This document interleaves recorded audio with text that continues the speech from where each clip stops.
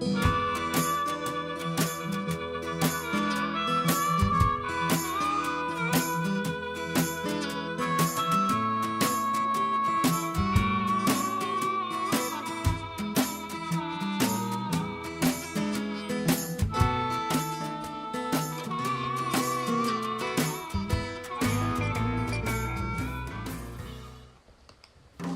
noticed when I say the central character's name, Michael M. Stevens, it sounds very much like your email address, McCallum Stephen.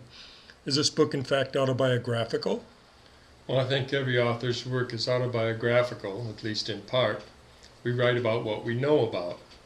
I created Michael and his experiences out of related events from my own life because these are more real than anything that I could imagine. What was the motivation to write this story? Michael's motives to write his autobiography were mostly a narcissistic desire to create a legacy to be remembered and to attempt to put his behavior into a larger context that might clarify any lingering misunderstandings with his friends and family. Motivation for Nuland Void, the extraterrestrial, was to warn people of the economic and environmental catastrophe that threatens them. As to myself, I'm just an entertainer. I'm using this book to try to draw attention to my songs. And I'm hoping to get some better gigs on larger stages so I can communicate a positive message to as many people as possible. The songs that you use to illustrate Michael's experiences are written in many different styles. How would you describe your music? I've filtered my musical impressions through my own perspectives and responded with deviant interpretations of many standard styles: jazz, blues, rock, country, folk, skiffle, even classical. Our attempts to categorize things and digitize the analog continuum of creation. Though it may sometimes be useful to generalize, everything is an amalgam. I guess alternative is about as good a word as any, but maybe progressive, or, well, that really doesn't describe anything at all. As Frank Zappa said, progress is not possible without deviation. How did you come up with the title, Party Trap? Well, Party Trap is a palindrome, and I find them fascinating.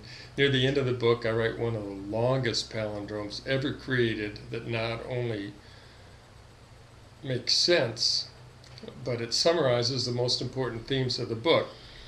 The cover image also symbolizes the seduction of free play and the consequences of ignoring the environment that sustains us. Did you learn anything from writing your book, and what was it? Every part of it was a learning experience. The self-analysis was invaluable. The research was fascinating. Learning about the craft of writing never ends.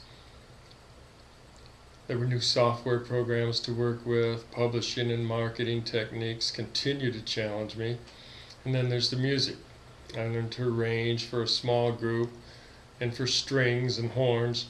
I had to learn more about recording the software, the equipment, the techniques. I'm still trying to learn how to sing better.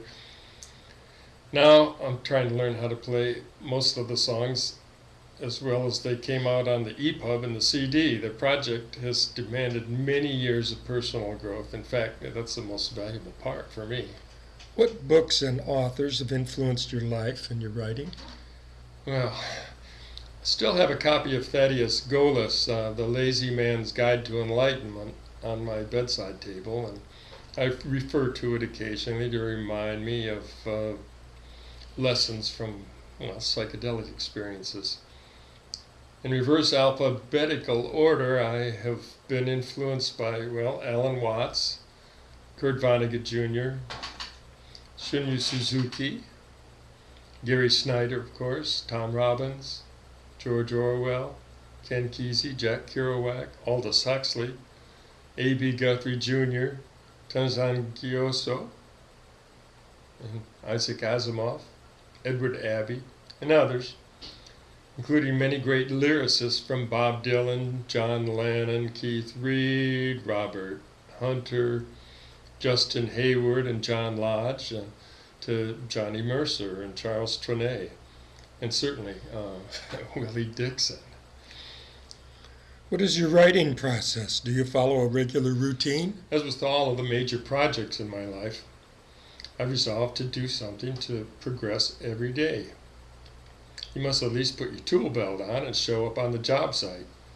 With this project, I found it necessary to use the so-called Jack London method. He required himself to write 1,000 words before he could take his first drink. So I boot up the computer every morning, but before I start, I'd like to take a break. Actually, breaks are the best part of any job, and so I always start the job with a break. Play some games, whatever, do my email. What was your favorite chapter to write, and why? Well, kind of always wanted to record the events of the mule trip, but that took more than one chapter. I think Vision Quest is my favorite chapter because it's, well, concise, direct, descriptive, very personal and imaginative, I think, and psychologically quite intense.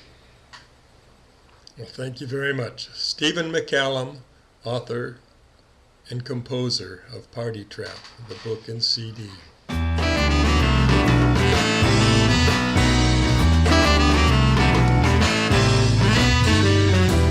The sun in the islands, a fire in a misty sea.